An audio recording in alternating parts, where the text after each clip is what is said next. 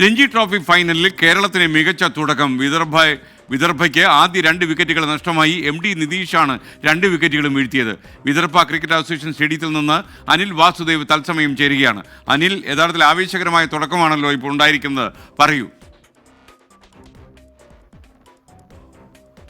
തീർച്ചയായും SKN, കേരളത്തെ സംബന്ധിച്ചിടത്തോളം ഒരു മികച്ച തുടക്കമാണ് ലഭിച്ചിരിക്കുന്നത്. ആതിഥേയരായ വിദർഭയുടെ 2 വിക്കറ്റുകളാണ് നഷ്ടമായത്. 2ാം പന്തിൽ തന്നെ നിതീഷ് വിക്കറ്റ് എടുത്തുകൊണ്ട് കേരളത്തിന് ഒരു അത്യുജ്വല തുടക്കം നൽകുകയായിരുന്നു. പിന്നാലെ തന്നെ അദ്ദേഹം 2ാം വിക്കറ്റും വീഴ്ത്തി. അവർക്ക് നഷ്ടമായ വിക്കറ്റുകൾ ഇതാണ്. പാർത്ത് റെക്കാർഡ്, അദ്ദേഹം 2 പന്തിൽ വെറും 0 ആണ് അദ്ദേഹത്തിൻ്റെ സംഭാവന. ഒപ്പം തന്നെ ദർശൻ നൽകാണ്ടയുടെ വിക്കറ്റാണ് നഷ്ടമായത്. 21 പന്തിൽ 1 റൺസ് എടുക്കാനേ ദർശൻ നൽകാണ്ടയ്ക്ക് സാധിച്ചിട്ടുള്ളൂ. ഇപ്പോൾ ധ്രുവ് ഷോറയും ഡാനിഷ് മാലേവാറുമാണ് ഇപ്പോൾ ക്രീസിലുള്ളത്.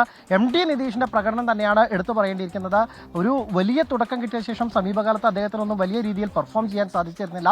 പക്ഷേ ഈ സീസണിൽ അദ്ദേഹത്തിന്റെ വലിയൊരു റിഡംഷനാണ്, നിതീഷിന്റെ റിഡംഷനാണ് കണ്ടത്. ഈ സീസണിൽ കഴിഞ്ഞ മത്സരം വരെ അദ്ദേഹം 22 വിക്കറ്റുകളായിരുന്നു ഈ സീസണിൽ അദ്ദേഹത്തിന് സ്വന്തമായിട്ടുണ്ടായിരുന്നു. ഇപ്പോൾ 2 വിക്കറ്റ് കൂടി വീഴ്ത്തി കേരളത്തിന് ഈ ചരിത്ര ഫൈനലിൽ ഒരു സ്വപ്ന തുല്യമായ തുടക്കമാണ് MD നിതീഷ് നൽകിയിരിക്കുന്നത്. എന്തായാലും കേരളത്തിന് വലിയ പ്രതീക്ഷ നൽകുന്ന തുടക്കം. പിച്ച് പേസർമാരെ നല്ല രീതിയിൽ തുണയ്ക്കുന്നുണ്ട്. അതുകൊണ്ട് തന്നെയാണ് ആപ്പിൾ ടോമിനെ കേരളം ആദ്യ 11-ൽ ഉൾപ്പെടുത്തിയത്. വരുൺ നായനാരെ ഒഴിവാക്കിക്കൊണ്ട് പിച്ചിലെ ഈ പച്ചപ്പ് അത് പേസർമാർക്ക് ആദ്യ ദിനങ്ങൾ വലിയ തുടക്കം, നല്ല തുടക്കവും നല്ല പേസും ഒപ്പം തന്നെ സ്വിങ്ങും നൽകും എന്നുള്ളത് കരുതൽ കേരളത്തിന് ഗുണമായി. ടോസ് നിർണായകമായി എന്നുള്ളത് തന്നെയാണ് കേരളത്തിന്റെ ഇപ്പോൾ ബൗളിംഗ് തിരഞ്ഞെടുക്കാനുള്ള തീരുമാനത്തെ ന്യായീകരിക്കുന്ന തരത്തിലാണ് കേരളത്തിന്റെ ബൗളർമാർ എന്തായാലും മികച്ച രീതിയിൽ പെർഫോം ചെയ്യുന്നത്. എന്തായാലും കേരളം ഈ സെഷനിൽ തന്നെ കൂടുതൽ ഒരു 5 വിക്കറ്റ് എങ്കിൽ കൂടി വിദർഭയുടെ വീഴ്ത്താനായാൽ നമുക്ക് വലിയ സാധ്യതകൾ അത് തുറന്നിടും എന്നുള്ളതാണ് SKN പറയാനുള്ളത്.